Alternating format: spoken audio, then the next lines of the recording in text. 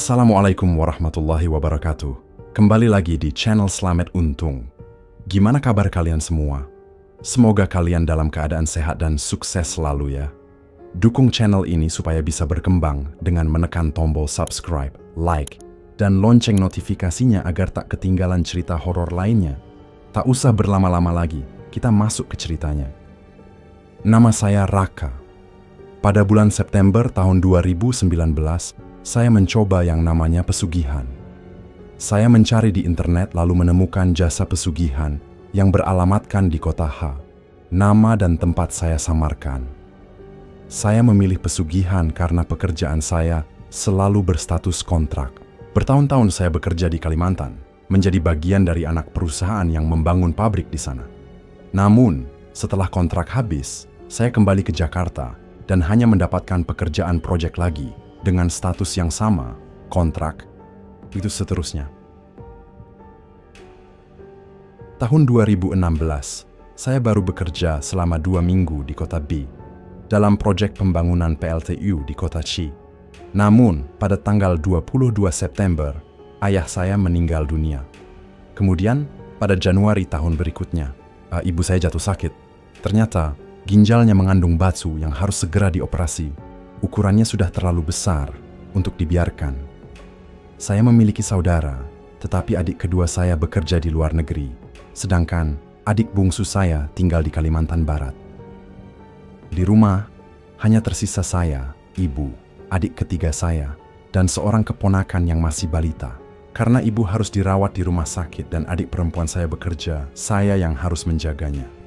Terpaksa saya mengundurkan diri dari pekerjaan yang baru saya jalani selama 6 bulan. Semua tabungan habis untuk biaya operasi dan perawatan ibu. Suatu hari, sekitar pukul 5 sore, saya sedang di rumah sakit menunggu ibu, sementara adik saya dalam perjalanan menjenguknya. Rumah kami kosong. Saya sudah memperingatkan agar lampu garasi tidak dinyalakan sebelum matahari terbenam, karena jika lampu menyala saat hari masih terang, itu sama saja memberitahu orang-orang bahwa rumah sedang kosong. Benar saja, saat adik saya tiba di rumah sakit, tetangga menelepon ibu, mengabarkan bahwa rumah kami telah disatroni perampok. Beruntung, belum ada barang yang sempat diambil karena ada tetangga lain yang datang mencari ibu. 2 perampok itu langsung kabur, cepat membawa sesuatu. Sejak saat itu saya mulai mencari cara untuk melindungi rumah. Saya mencari informasi tentang batu akik berkodam, yang katanya bisa menjadi pagar gaib bagi rumah. Tapi bertahun-tahun kemudian, ekonomi saya justru semakin memburuk. Saya belum juga mendapatkan pekerjaan. Putus asa, saya mulai mencari pesugihan. Namun, saya menetapkan satu syarat. Saya hanya ingin menumbalkan diri saya sendiri. Saya tidak akan pernah memilih pesugihan yang meminta tumbal keluarga, saudara, atau orang lain. Karena jika ibu atau adik saya meninggal demi uang, buat apa uang itu? Pada bulan Desember tahun 2019, saya pergi ke kota H menggunakan mobil pribadi bersama seseorang yang menawarkan jasa pesugihan ini. Saya menjemputnya di kota B, lalu kami melanjutkan perjalanan ke arah timur. Tapi, begitu keluar dari gerbang tol, saya mulai merasa ada yang aneh. Dia terus memutar-mutar arah, membuat saya kehilangan orientasi. Saya tidak lagi tahu di mana saya berada. Malam semakin larut ketika akhirnya kami tiba di sebuah tempat. Ritual dimulai pukul 10 malam dan berlangsung hingga pagi. Awalnya, ritual tidak dilakukan di rumah utama, melainkan di sebuah rumah lain yang berjarak tak jauh dari sana. Di tempat itu, sudah tersedia sesajen lengkap, termasuk ayam yang akan disembelih. Sang juru kunci mulai membaca mantra. Saya menghirup asap dupa dari sesajen tersebut, lalu disuruh mandi kembang. Setelah itu, ayam disembelih. Saya tidak sendiri. Ada orang lain yang menjalani ritual pesugihan di malam yang sama. Dia memperkenalkan diri sebagai Agus, bukan nama aslinya, tentu saja. Kami berdua adalah orang-orang yang putus asa, mencari jalan pintas di tempat yang seharusnya tidak pernah kami datangi. Setelah ritual awal selesai, kami dibawa naik 2 motor ke sebuah tempat lain. Mereka menyebutnya sebagai izin sesebut, meminta restu dari entitas gaib di sana. Kami mengira tempat itu adalah lokasi utama ritual, tetapi ternyata belum. Kami harus pergi ke makam tertentu terlebih dahulu. Dan setelah itu, barulah ritual sesungguhnya dimulai. Saya diantar ke sebuah rumah. Di situ saya masuk ke kamar berukuran sekitar 2 kali 1 meter. Saya duduk bersila. Di depan saya ada sesuatu yang menyerupai batang pohon yang hangus terbakar. Saya harus membakar dupa, lalu kamar ditutup rapat. Gelap sekali. Saya tidak bisa melihat telapak tangan sendiri. Saya mesti membaca mantra yang sudah saya hafal. Ada kata-kata Singogodo dan lainnya, termasuk pernyataan kesediaan saya untuk menikahi cucu Eyang Senopati. Saya sampai menunggu di 1 jam, 2 jam. Tapi tak ada yang datang. Juru kunci mengajak saya keluar, berjalan ke tengah sawah. Di pematang, saya harus mengambil posisi sujud, seperti orang sholat. Tetap membaca mantra, tetap menunggu sesuatu muncul. Sementara telah sampai pelewen. Tapi saat saya masih dalam posisi sujud, tiba-tiba seseorang datang. Entah dari mana, saya tidak mendengar suara langkahnya. Begitu saya bangkit, dia sudah ada di depan saya. Saya terkejut. Dia memakai kain serba hitam, wajahnya bercadar, hanya matanya yang terlihat. Tapi, matanya tidak seperti mata manusia. Pupilnya lebih besar, lebih gelap, dan terasa kosong. Suaranya lirih, berbisik, hampir tidak terdengar. Ia menanyakan sesuatu, tapi saya tidak bisa memahami maknanya. Juru kunci menjawabnya dengan tenang. Saya belum siap, katanya. Akhirnya, makhluk itu menghilang. Saya dibawa kembali ke rumah. Di sana, Agus tampak lesu. Lewat pesan singkat, dia berkata, "Kita kayaknya ketipu. Total uang yang sudah keluar untuk ritual ini sekitar 9 juta rupiah. Dan memang benar, kami tertipu. Saya baru menyadarinya 2 minggu kemudian, setelah tahu bahwa salah satu syarat ritual, yaitu ayam songgo bumi, ternyata sangat sulit dicari. Setiap kali saya hampir menemukannya, juru kunci selalu punya alasan untuk menolak. Kalau syarat tidak terpenuhi dalam waktu 7 hari, perjanjiannya batal. Dan kalau ingin mengulang ritual, saya harus membayar lagi. Saya menyerah. Saya sadar saya telah mengambil jalan yang salah dan hanya dijadikan sasaran penipuan. Tapi Agus, dia tidak menyerah. Pulang dari kota W, dia langsung mencari alternatif lain. Akhirnya, dia menemukan sebuah tempat di daerah kota K. Tempat itu disebut keraton dan penguasanya bernama Sultan Ul. Di tengah-tengah area itu ada satu rumah. Pagar rumahnya terbuat dari tembok setinggi dada orang dewasa. Di halaman belakang ada satu makam. Di halaman depan ada satu makam lagi. 2 pohon asem tumbuh di sana dan salah satunya sangat besar. Setiap malam Jumat, warga sekitar sering datang membawa sesajen. Mereka meletakkannya di bawah pohon asem tanpa banyak bicara. Saya pernah mengambil foto rumah itu dan sekelilingnya, tapi seorang pria yang sedang melakukan ritual melarang saya. "Jangan ambil foto tanpa izin kuncennya," katanya. "Kalau kau melanggar, bisa kena musibah." Saya tidak berani membantah. Saya langsung menghapus foto-foto itu. Biaya ritual di tempat ini lebih murah, hanya 500.000 rupiah. Uang itu digunakan untuk membeli sesajen, kembang, dupa, ayam panggang, dan lain-lain. Malamnya, saya ditelepon oleh Agus. "Datang ke sini." "Sekarang," katanya. Saya langsung berangkat dari Jakarta. Sampai di sana tepat tengah malam. Sebelum ritual dimulai, saya harus bertemu juru kuncinya. Orang itu datang pagi dan sore hari untuk melakukan ritual kecil. Saya menunggu hingga pagi, lalu beristirahat di rumah itu.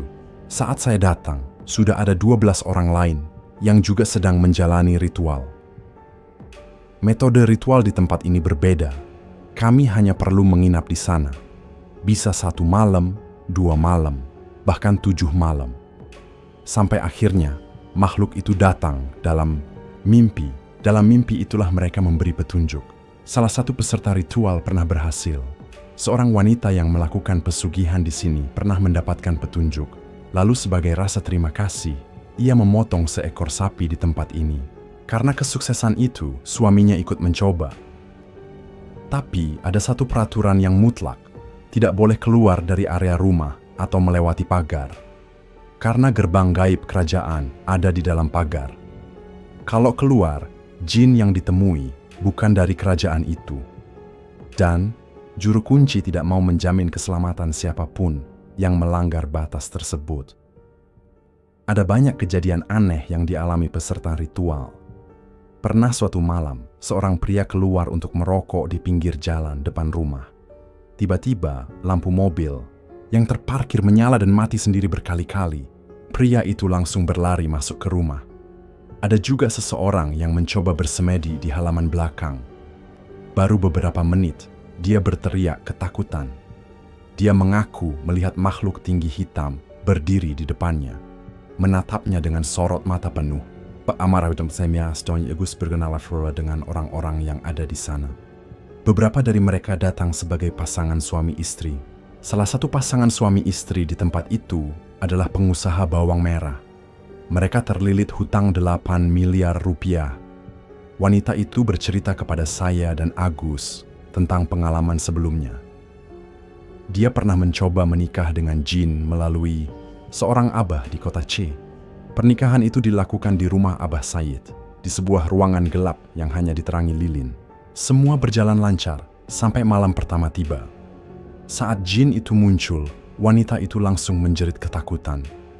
Jin itu terlalu besar, tubuhnya tinggi, hampir menyentuh langit-langit. Kulitnya hitam legam, matanya merah menyala. Dan ketika dia melihat bagian tubuh tertentu dari jin itu, dia langsung panik. Tanpa pikir panjang, dia berlari keluar dari ruangan. Pernikahan itu batal. Di keraton, saya hanya perlu mengikuti ritual sampai mendapatkan mimpi. Dan setiap mimpi yang dialami peserta ritual harus dilaporkan kepada juru kunci. Dialah yang akan menafsirkannya. Saya hanya mengingat satu mimpi aneh. Dalam mimpi itu, saya berada di dalam sebuah supermarket, mendorong troli belanja. Di troli, diserang anak kecil yang sedang saya gendong. Tapi wujudnya bukan seperti manusia. Dia berbentuk timun suri. Ketika saya menceritakan mimpi itu kepada juru kunci, seorang lelaki tua dengan rambut memutih, dia hanya mengangguk. Lalu dia berkata, "Pulanglah." Tanpa banyak bertanya, saya meninggalkan tempat itu. Agus tetap tinggal, melanjutkan ritualnya. Ketika saya pergi, hanya tersisa 5 orang di rumah itu. Beberapa hari kemudian, saya menjemput Agus di rumah orang tua juru kunci. Rumah itu terpencil, dikelilingi pepohonan tinggi dan rimbunan bambu. Malam itu, kami berempat, saya, Agus, dan 2 wanita lain, duduk mengelilingi sebuah batu besar berbentuk setengah bola. Bagian tengahnya cekung, seolah pernah digunakan untuk sesuatu. Saya tidak tahu pasti apa tujuan 2 wanita ini. Mungkin mereka ingin mendapatkan rezeki yang lebih besar, lebih lancar. Kami mengambil posisi masing-masing. Jika dilihat dari atas, batu itu berbentuk lingkaran. Saya duduk di sisi timur, Agus di utara, wanita muda di barat, dan wanita setengah baya di selatan. Tapi ada sesuatu yang aneh. Di pangkuan wanita setengah baya itu, duduk sesosok anak kecil. Tapi saya tahu, itu bukan anak manusia. Juru kunci berbisik kepada kami, "Usir saja." Mereka usil. Jika sekalian tidak memanggil mereka, mereka tidak akan mengganggu. Dia juga memberi peringatan. Kalau ada sesuatu yang jatuh ke tanah, ambil dan simpan. Jika beruntung, besok pagi benda itu akan berubah menjadi mustika. Jika ada yang datang mendekat, tanyakan niatnya. Dan jika kalian mendengar azan subuh, itu artinya ritual telah selesai. Setelah memberi petunjuk, juru kunci berdiri di depan batu besar. Dia mengetuknya 3 kali, lalu pergi meninggalkan kami dalam kegelapan, suasana hening. Ritual dimulai, baru beberapa menit berlalu, saya mulai merasakan sesuatu, suara langkah kaki.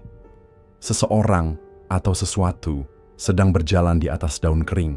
Mendekat, semakin dekat, saya menahan napas. Tapi saat saya hampir tak bisa menahan ketegangan, tiba-tiba wanita muda yang duduk di sebelah kiri saya menggenggam lengan saya erat-erat. Tangannya dingin, gemetar. Dia mendekatkan tubuhnya ke saya, matanya menatap ke ujung kegelapan di sebelah kirinya.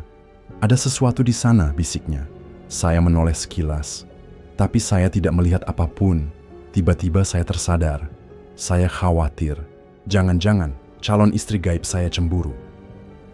Sepanjang ritual, wanita itu terus menggenggam tangan saya. Jika ada suara aneh, genggamannya semakin erat. Agus, yang sejak tadi diam, akhirnya berpindah posisi. Dia sekarang duduk lebih dekat ke saya, mungkin untuk berjaga-jaga. Saya tidak merasakan apapun, saya tidak melihat apapun, tapi tubuh saya mulai terasa kram karena sudah berjam-jam duduk bersila. Menjelang subuh, kami kembali ke rumah. Abah, tempat juru kunci, tinggal. Kami tidur sebentar, lalu pagi harinya bersiap menghadap Abah untuk menceritakan pengalaman semalam. Saat bersiap-siap, Agus berbicara pelan. Semalam ada yang aneh. Kami semua menoleh ke arahnya. Saat naik ke atas batu, aku melihat sesuatu bergerak di dalam kolam ikan. Dia melanjutkan. Lalu, tiba-tiba ada sesuatu yang jatuh ke jaketku. Kami menunggu kelanjutannya. Agus membuka telapak tangannya. Di sana ada sebuah batu kecil. Juru kunci melihatnya sebentar, lalu berkata dengan suara datar, "Itu batu akik. Benda itu bukan kebetulan jatuh kepadamu." Kami semua diam. Dia pindah tempat karena merasa ada sesuatu yang mendorongnya dari belakang. Saat dia menoleh, dia melihat 3 sinar berwarna kehijauan di atas langit sebelum jatuh ke tanah. Tubuhnya gemetar. Di kejauhan, sekitar 4 meter di belakangnya, berdiri sesosok makhluk tinggi berwarna hitam. Bentuknya samar, seperti bayangan perempuan yang berkelebat di antara rimbunan bambu. Setiap kali angin berhembus, ranting-ranting bambu bergesekan, menciptakan suara yang menyesakkan dada. Ia berbisik, "Buto ijo." Tiba-tiba suara burung melengking panjang. Saya juga mendengarnya.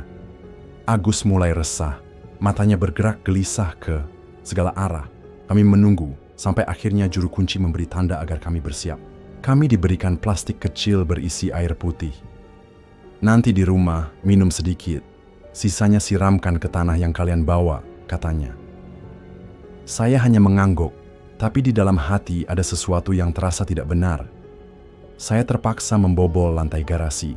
Tanah dari batu tempat semedi harus ditanam di pekarangan rumah, tepat di dalam pagar. Ibu saya tidak curiga. Saya hanya berkata itu untuk menjaga rumah. Tapi jauh di dalam hati, saya tahu ini berkaitan dengan batu akik bercorak macan yang sekarang sudah saya buang.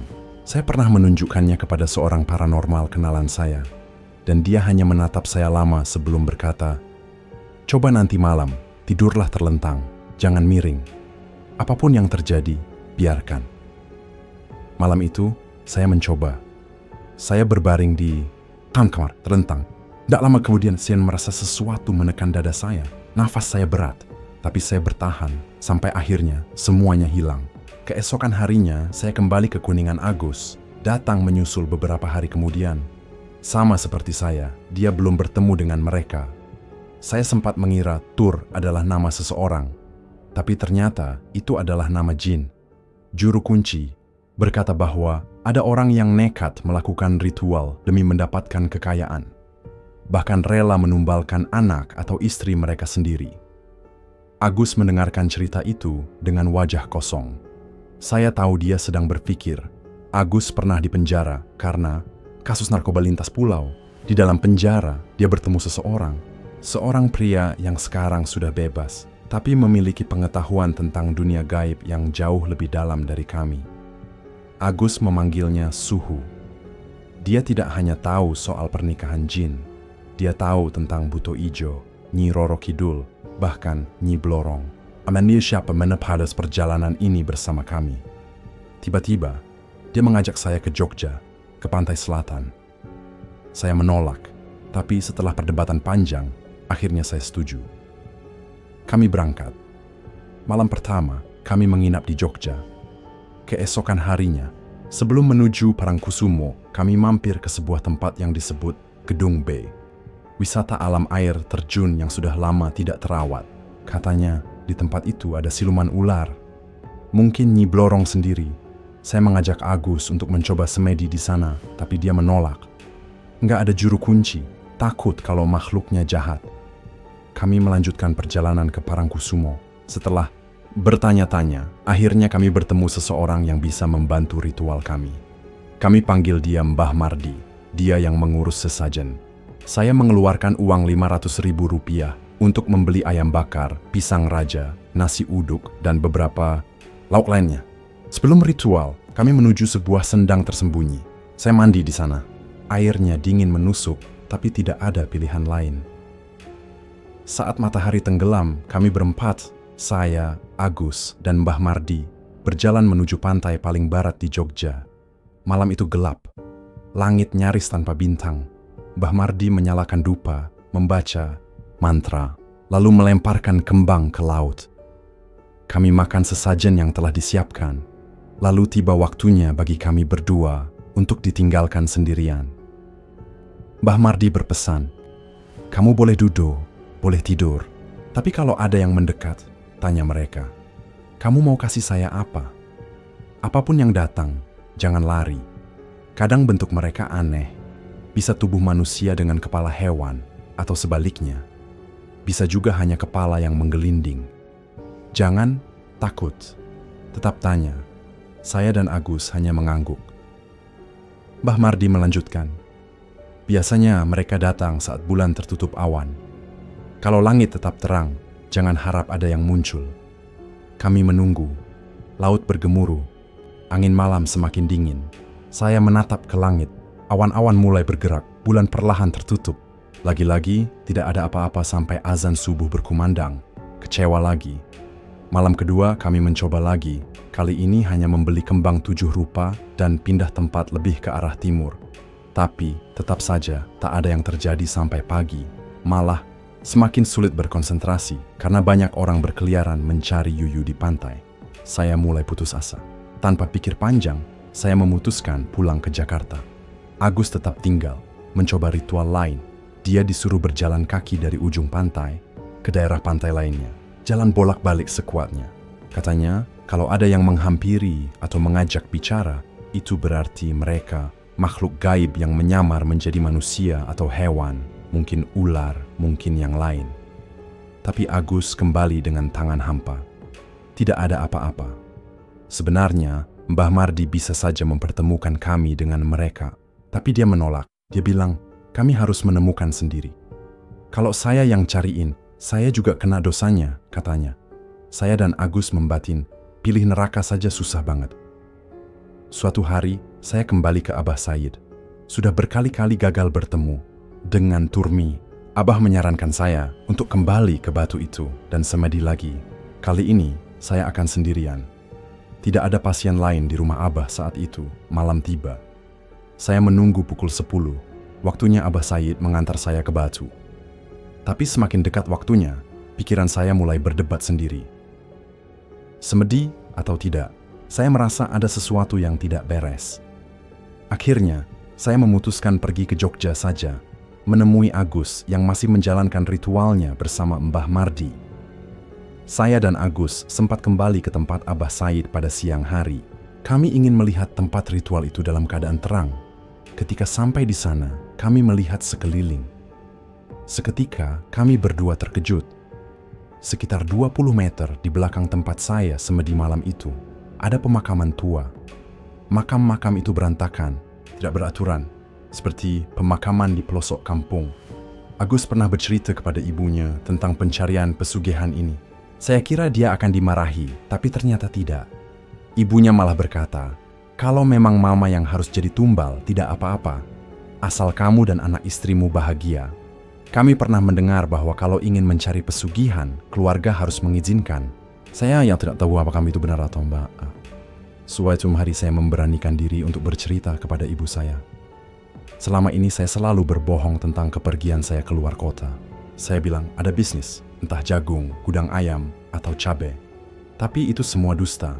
Saya sebenarnya sedang mencari pesugihan. Saya tidak meminta izin, saya hanya meminta ibu merelakan anaknya. Yang satu ini mengambil jalan sesat. Saya bersujud 3 kali di kakinya. Ibu menangis.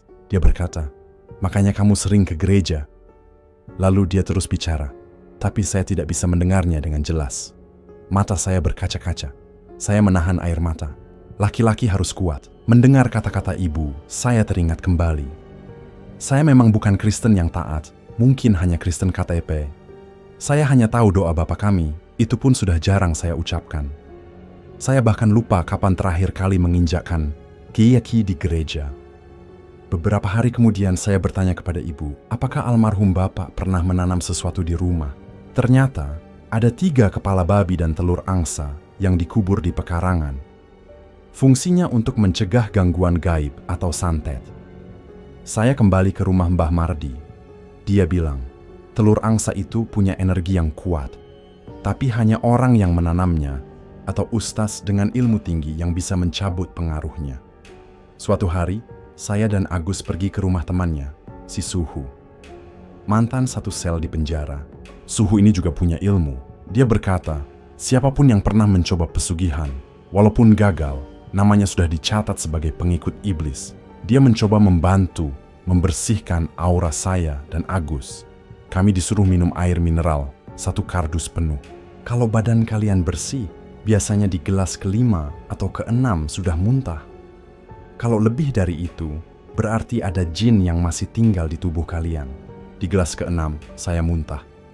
Agus duduk di sebelah saya, jaraknya sekitar 2 meter. Saya sudah tidak kuat, tapi diam-diam saya akali. Saya coblos plastik gelasnya, pura-pura minum, padahal saya buang airnya ke ember.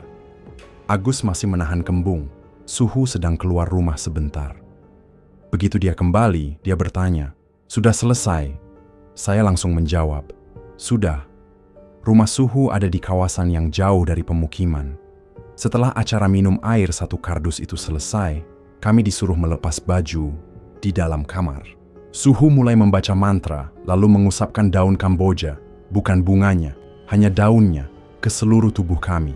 Daun itu seakan mencari sesuatu, menyisir setiap inci kulit.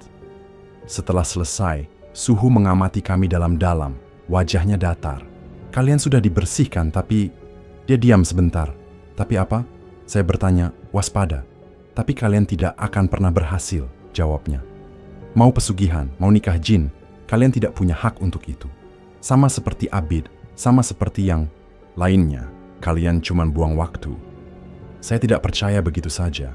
Suhu kemudian menyarankan untuk menemui seorang ustaz yang mungkin bisa membantu soal nikah jin. Dia memberi saya nomor telepon dan menyuruh saya membawa tulang sapi sebagai sesajen untuk penunggu gunung tertentu. Dalam perjalanan ke daerah yang dimaksud, saya akhirnya bertemu dengan ustaz, atau setidaknya seseorang yang dipanggil ustaz.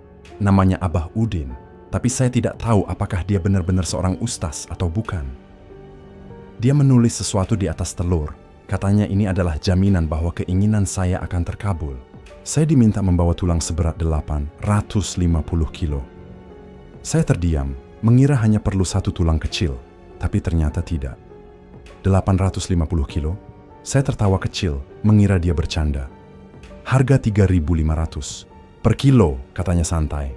Saya tidak membawa uang banyak, saya hanya bisa membayar setengahnya. Kemudian, saya diberikan minyak duyung, tali, dan kapas. Ketiganya dibungkus, diikat kuat, lalu botol minyaknya diletakkan di ember berisi air bersama stelo dan jarum. "Tunggu 5 menit," katanya. "Kalau berhasil, tali dan kapas akan pindah ke dalam botol minyak." Percobaan pertama gagal. Tidak ada yang terjadi. Percobaan kedua, tiba-tiba kapas dan tali itu benar-benar ada di dalam botol. "Penunggu gunung sudah menerima permintaanmu," katanya.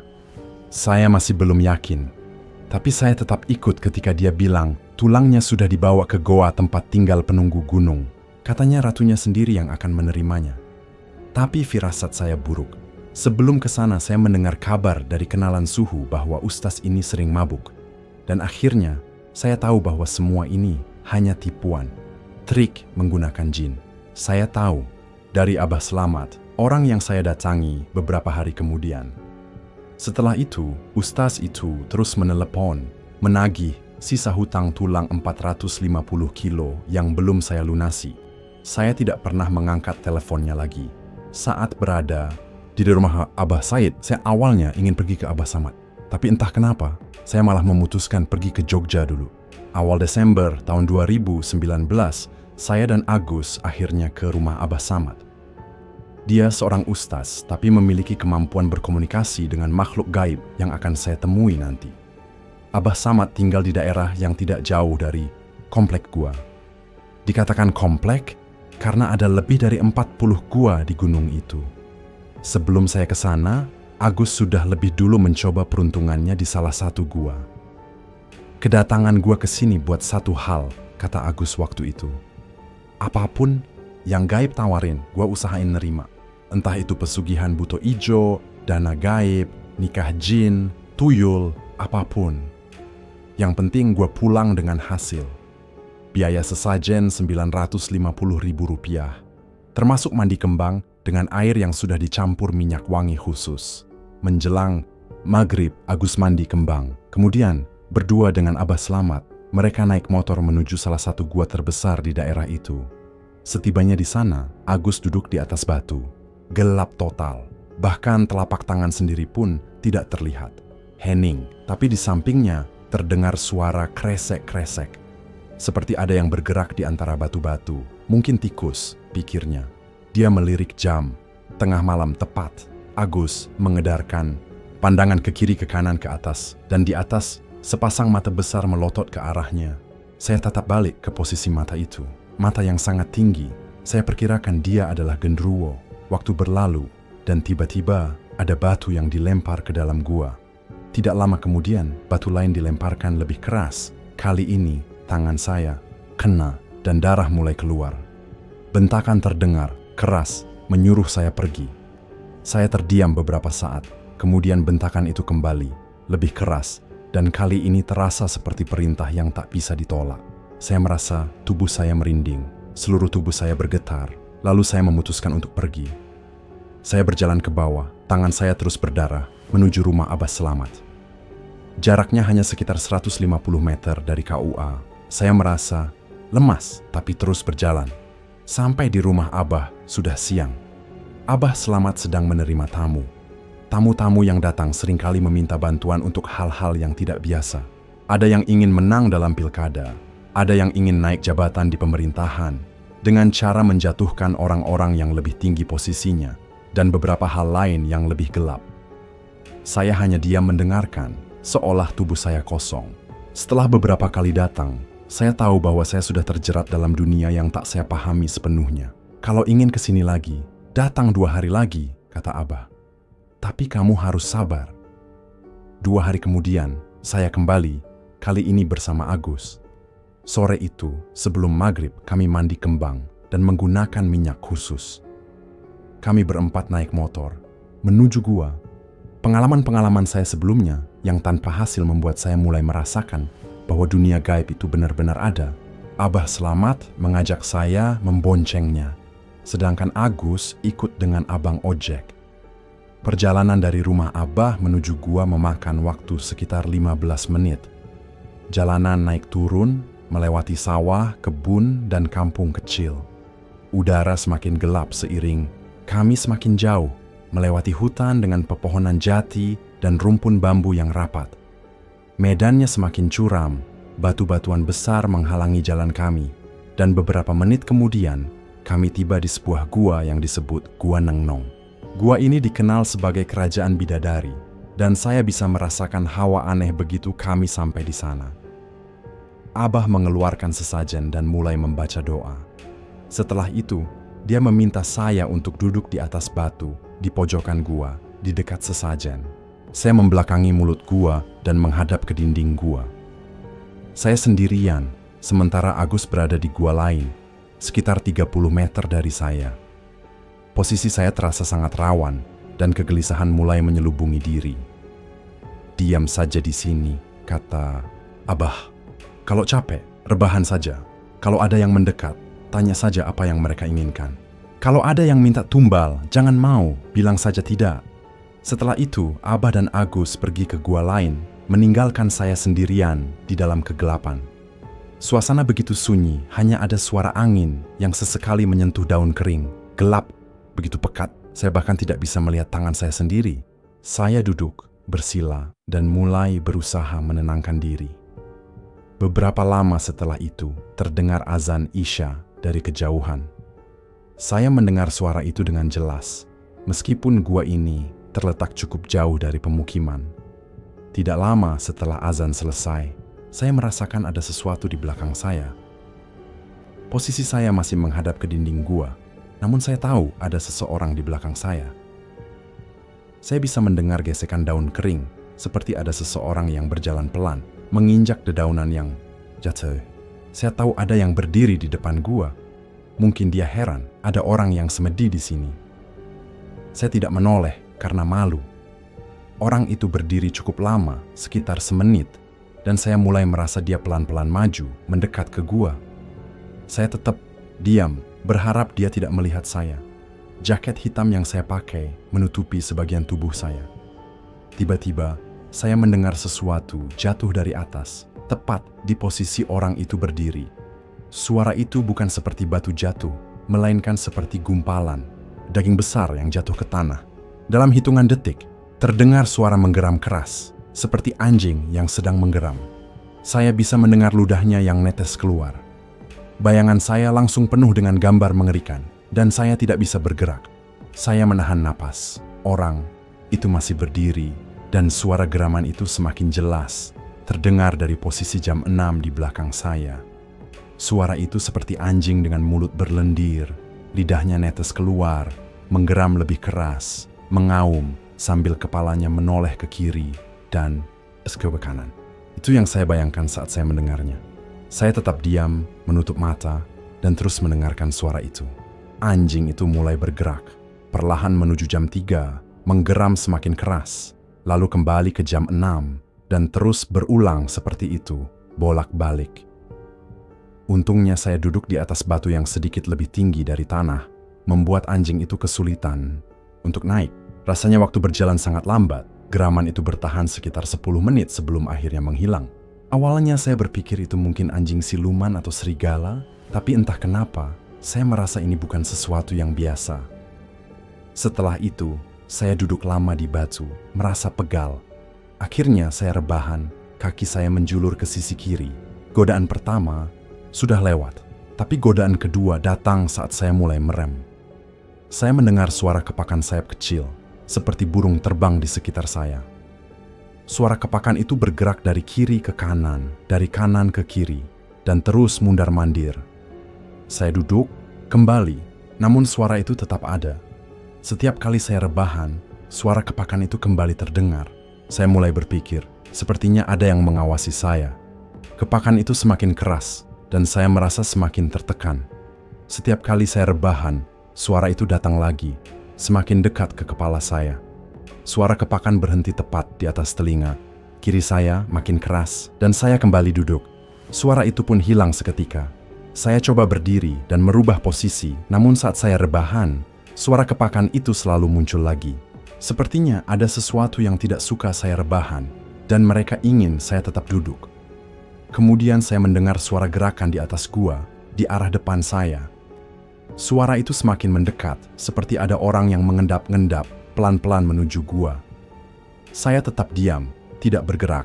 Ketika suara itu semakin jelas, saya tahu ada seseorang di depan saya, hanya sekitar 3 meter dari saya.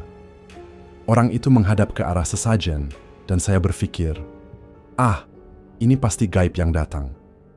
Saya kembali diam, tidak bergerak. Saya mendengar orang itu mengambil sesuatu dari sesajen. Terdengar suara plastik bergerak seperti menu makanan yang diambil. Saya tetap merem, khawatir kalau saya melihat bentuknya. Saya hanya bisa mendengar orang itu mengunyah sesuatu, makan sesajen yang saya siapkan. Entah berapa lama setelah itu ada sesuatu yang dilempar ke arah saya. Bungkusan itu jatuh tepat di depan kaki kiri saya. Saya terkejut dan berpikir, apakah gaib itu tidak suka dengan sesajen yang saya berikan? Suara itu terus mundar-mandir di depan saya, mengambil sesuatu dari sesajen, lalu kembali. Saya tetap diam, tidak berani bergerak. Tubuh saya terasa panas, seakan ada sesuatu yang mengganggu. Saya ingat pesan Abah untuk tidak berdoa terlalu banyak, karena itu bisa membuat mereka marah. Badan saya terasa terbakar, panas, dan tidak nyaman. Abah mengatakan bahwa tato saya di badan membuat jin itu merasa kepanasan. Tapi saya tahu itu hanya alasan mereka. Saya merasa kesal, tidak ada yang terjadi sesuai yang saya harapkan. Waktu terasa berjalan sangat lama. Saya mulai cek HP dan sudah jam 3 pagi, namun gaib itu masih terus mengunyah sesajen. Bergerak dari jam 12, jam 3 hingga jam 6. Cinta yang saya dapatkan dari semua ini, dan akhirnya saya mulai merasa tidak sabar. Saya ingin tahu apa yang diinginkan, tapi semua pertanyaan saya diabaikan. Punten, saya Ari. Nama kamu siapa? Saya bertanya, berharap ada jawaban. Punten, saya Ari. Kamu siapa? Semua yang saya tanya, mereka tidak menjawab. Azan subuh terdengar dari kejauhan. Saat itu, saya ingat pesan Abah, bahwa jika azan subuh terdengar, berarti waktunya sudah selesai. Waktu sudah mepet, pikiran saya kacau, saya tanya lagi kepada gaib itu. Dia masih ada di depan saya, tapi tidak ada jawaban. Saya coba panggil lagi, Man, Agi, Serwa, tapi tetap saja tidak ada jawaban. Saya berpikir, mungkin sudah selesai. Mungkin saya harus pergi sekarang. Saya mulai lepas sepatu dan bilang, Bill, ya, saya mau keluar dulu. Saya mulai turun dari batu dan akhirnya bisa bergerak lagi, meski suasana masih gelap. Saya nyalakan senter, telepon Agus, dan tanya posisinya di mana. Dia jawab, dan akhirnya kami berjalan bersama turun dari bukit menuju rumah orang tua Abah Selamat untuk istirahat sebentar. Kami minum teh hangat di sana. Awalnya saya duduk di teras, tapi kemudian disuruh masuk karena tidak enak jika dilihat orang-orang. Mereka pasti tahu kami baru saja turun dari gunung, baru saja melakukan ritual di sana. Di rumah Abah, semuanya saya ceritakan tentang apa yang saya alami. Abah mendengarkan dengan serius. Saya bercerita tentang suara anjing yang menggonggong, dan itu mengingatkan saya tentang apa yang saya alami saat berada di gua. Abah bilang, saya gagal karena saya keluar dari gua sebelum bertemu dengan gaib yang seharusnya menanyakan maksud kedatangan saya. Sebelum pulang, saya sempat kembali ke gua bersama Agus untuk melihat kondisi gua saat terang. Saya terkejut saat melihat di depan saya tidak ada lagi rongga gua. Ternyata, genderuwo dan siluman itu bisa menembus dinding gua. Posisi sesajen tetap rapi dan utuh. Hanya ada satu bungkusan yang dilempar ke arah saya. Artinya benar-benar ada yang melempar dan memakan sesajen saya. Gaib itu hanya mengambil sarinya saja. Itu yang saya simpulkan. Mempersingkat cerita, ritual pertama saya gagal. Beberapa hari kemudian, saya kembali ke gua yang sama, mencoba sekali lagi. Kali ini, saya datang sendiri ke Abah. Ritual dilakukan pada malam Jumat, dan saya bertemu dengan siluman. Namun, kali ini yang datang bukan hanya satu, tetapi 3 siluman sekaligus, dan semuanya laki-laki, lebih beringas. Mereka menikmati sajennya dengan lahap. Saya semedi 2 malam penuh, namun tetap tidak ada yang menanyakan tujuan saya. Agus sudah berkeliling ke tempat lain, mencoba ritual di gunung, dengan harapan menemukan uang gaib. Ritual di sana mengharuskan pemotongan kambing hitam. Agus bertemu dengan makhluk hitam besar, mirip genderuwo, anak buah mak lampir, namun tetap saja gagal. Kami berdua mencoba lagi ke batu besar di Sungai Citarum, namun hasilnya tetap nihil. Suatu ketika, saat Agus semedi di sana, dia bertemu makhluk hitam tinggi besar yang meminta tumbal 3 orang. Ibu Agus dan 2 anaknya yang pertama dan terakhir. Agus menolak dan sejak saat itu saya mulai ragu. Awalnya saya punya keberanian untuk melakukan ritual. Saya tidak takut dengan bangsa jin atau makhluk gaib. Tetapi setelah membaca cerita horor di Twitter, nyali saya langsung ciut. Jika diajak ritual lagi, saya menolak. Saya tahu banyak jenis, pesugihan dan metode kerjanya. Saya tahu siapa saja yang harus jadi tumbal. Tapi saya sudah tidak tertarik lagi. Agus juga mulai merasa pesimis dengan ablis-ablis yang kami temui. Dia sempat mencoba ritual dengan ablis bernama Anto, yang masih muda, sekitar 24 tahun. Anto ini bisa dibilang kuncen di daerah situ, tempat pesugihan uang gaib. Agus mencoba sekali, 2 kali, dan akhirnya dia merasa berhasil. Uangnya datang, bisa membayar semua utangnya yang miliaran, tapi dia harus melakukan ritual lagi untuk memanfaatkan uangnya, ritual kedua yang tujuannya untuk modal usaha. Dan sepertinya ritual itu berhasil. Saya sempat menerima pesan WhatsApp dan SMS dari Agus. Namun setelah saya menulis cerita ini, tidak ada balasan lagi. Mungkin dia tidak mau membayar utangnya kepada saya. Utang yang saya pinjamkan untuk biaya hidupnya selama ritual di Jogja, tempat Mbak Mardi, dan sebagian untuk biaya sesajen yang diperlukan. Di tempat Abah selamat, saya teringat satu hal. Apa artinya R juta yang dia dapatkan dibandingkan dengan 5 miliar yang dia bilang didapat dari pesugihan uang gaib itu? Saya ingat dia pernah bilang saat akan ritual di pantai selatan. Dia bilang, "Ke Mbah Mardi, kami berdua bareng-bareng, Mbah. Ritual berdua, tapi nggak mungkin dua-duanya berhasil. Pasti cuma satu yang bisa. Makanya, kalau saya akan Bu Ar. Begitu juga kalau Ar berhasil, dia bantu saya." Agus ngomong begitu, dan saya merasa hatinya memang kental dengan niatnya. Tapi kenyataannya, dia nggak pernah SMS atau WA saya. Anto juga begitu, SMS-nya juga nggak ada balasan. Tapi inilah yang terjadi. Saya akhirnya memilih untuk istirahat dulu. Saya tidak seagresif Agus yang terus mencari pesugihan. Jika ada kesempatan atau tawaran yang menurut saya bagus, saya akan coba lagi. Tapi tidak tahun ini. Banyak jin yang sedang locked, dan dari pengalaman saya punya kesimpulan. Pertama, kalau ada tawaran pesugihan di internet, sudah pasti itu penipuan, malah nggak ada sinyal. Kedua, dukun asli tidak menetapkan harga atau mahar di awal, karena jin atau gaib itu tidak butuh uang manusia. Kalau ada dukun yang langsung menetapkan harga, saya akan tinggalkan begitu saja. Ketiga, dukun asli tidak membuka praktek, karena biasanya setiap hari ada orang yang datang dengan berbagai keperluan spiritual. Tapi kalau buka praktek, biasanya itu hanya untuk pengelola usaha dan sejenisnya, bukan untuk pesugihan yang jelas memerlukan ilmu hitam. Kesimpulan saya ini mungkin tidak semua orang setuju, tapi jika ada yang tidak setuju dengan poin pertama, dipastikan merekalah para penipu itu. Walaupun sekarang saya sedang istirahat dalam pencarian pesugihan, saya masih berkomunikasi dengan seseorang yang mampu untuk memutus perjanjian pesugihan antara pelaku dan jin, agar tidak ada lagi tumbal yang dimakan. Artinya, si pelaku sudah bertobat.